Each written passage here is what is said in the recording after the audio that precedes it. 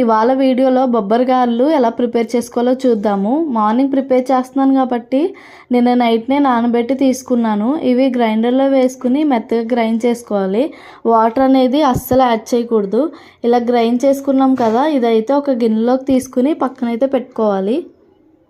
ఇప్పుడైతే mixie jar తీసుకుని సన్నగా తరిగి పెట్టుకున్న అల్లం ముక్కలు అండ్ అలానే పచ్చిమిర్చి వేసుకుని మిక్సీ పెట్టుకోవాలి. ఇది ముందు పక్కన పెట్టుకున్న పిండిలో యాడ్ చేసుకోవాలి. ఇప్పుడు కొద్దిగా కరివేపాకు అండ్ అలానే సన్నగా తరిగి పెట్టుకున్న ఉల్లిపాయ ముక్కలు, కొద్దిగా కొత్తిమీర, రుచికి సరిపడా సాల్ట్ వేసుకుని బాగా మిక్స్ చేసుకోవాలి. ఇప్పుడు ఇలా మిక్స్ చేసుకున్నాం కదా, లాస్ట్లో కొద్దిగా జీలకర్ర కూడా యాడ్ చేసుకోండి.